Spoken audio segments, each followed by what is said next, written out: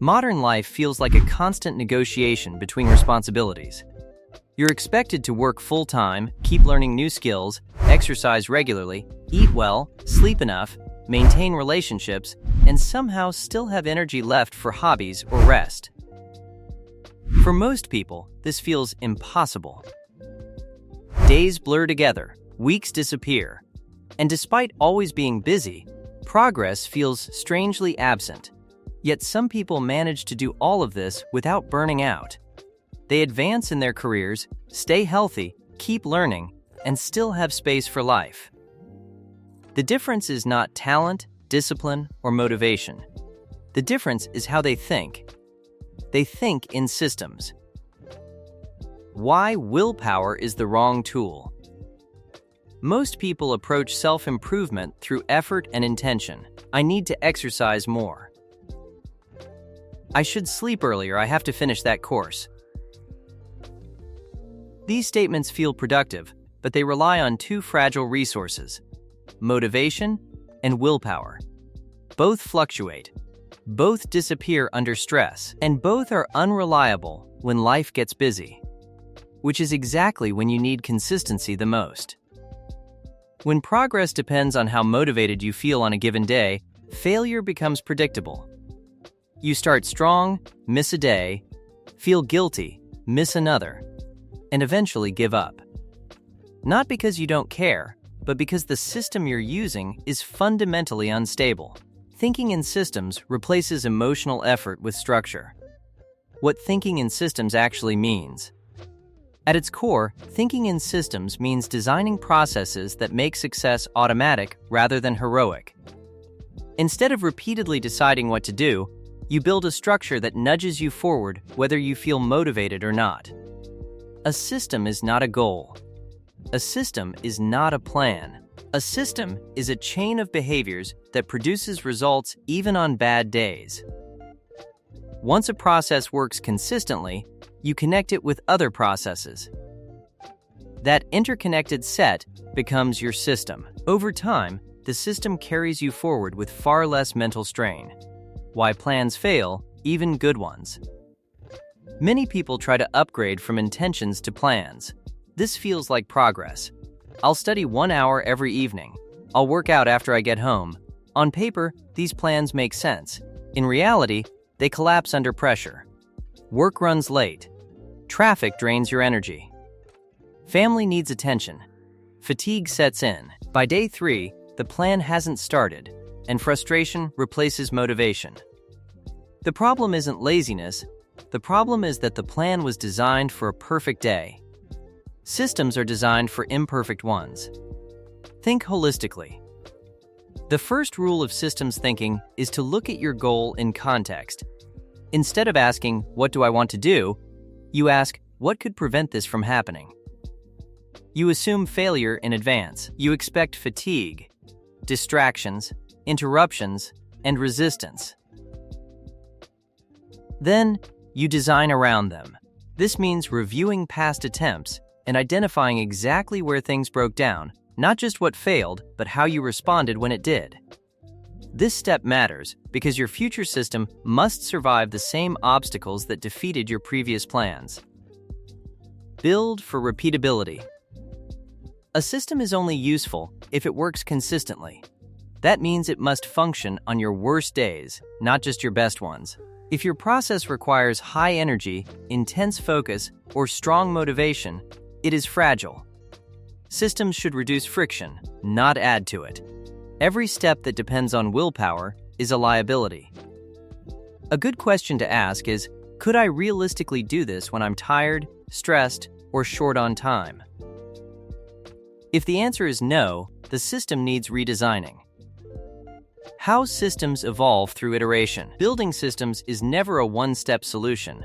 It's a loop, and that loop is where progress actually happens. You identify an obstacle, you reduce the effort required to move forward, you test the adjustment, then a new obstacle appears, and you refine again.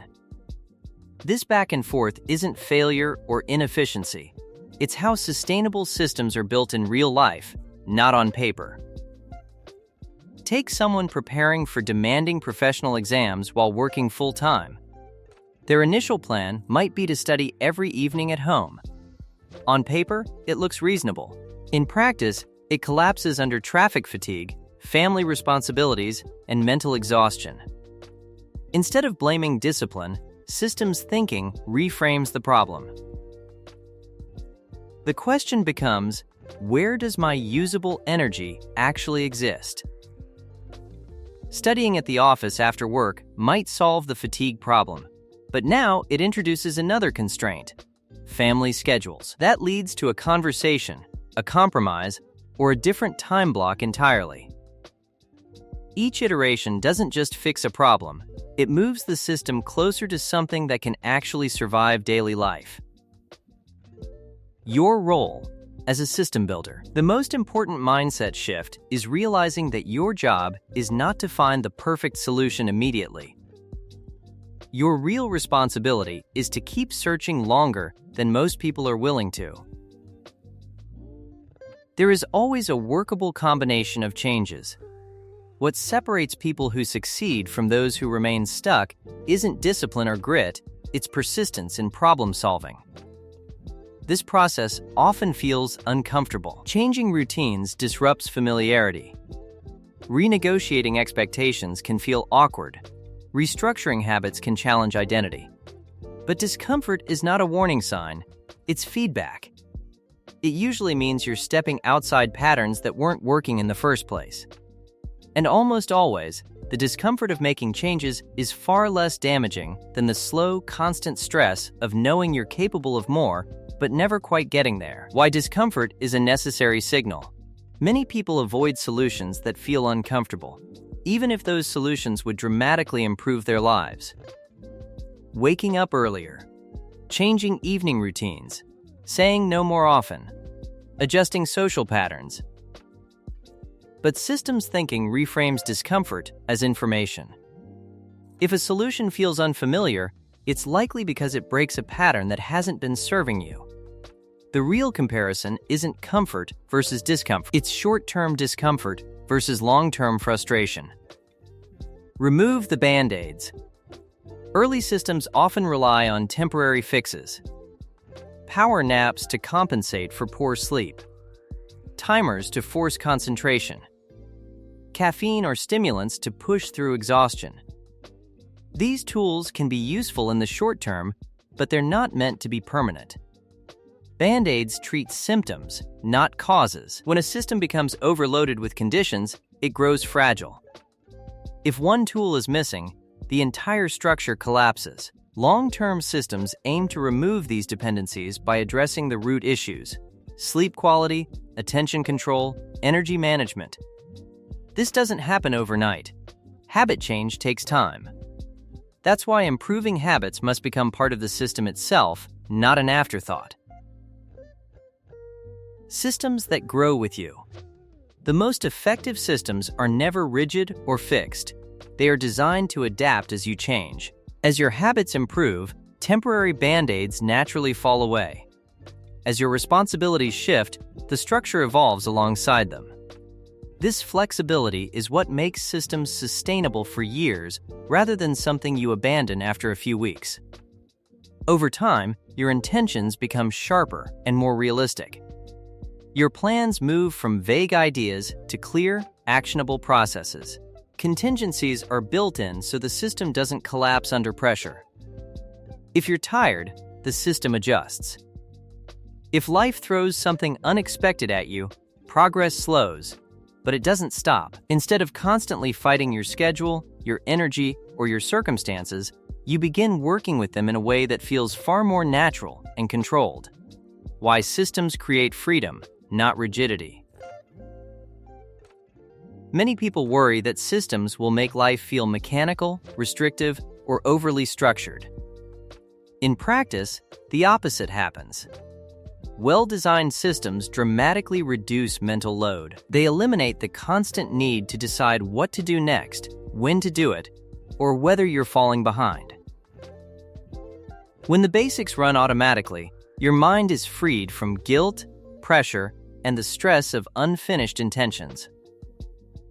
You stop replaying tasks in your head and start reclaiming attention for creativity, relationships, rest, and deeper thinking. The sense of control that systems provide doesn't come from doing more, it comes from needing to think less about things that no longer require constant effort.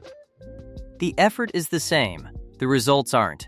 Building systems may sound complex, but it doesn't require more effort than constantly restarting failed plans. It simply redirects effort from forcing behavior to designing environments where behavior flows naturally. You're already spending energy struggling. Systems ensure that energy actually moves you forward. When you stop relying on motivation and start relying on structure, time expands. Progress becomes visible, and life feels less like a race and more like something you're intentionally shaping. That's the quiet power of thinking in systems. If this video helped you see your time, habits, or goals differently, that's exactly the point. Small structural changes compound faster than motivation ever will, and systems are how real progress becomes sustainable. If you want more ideas like this to help you think clearly, work smarter, and regain control of your time, like and subscribe.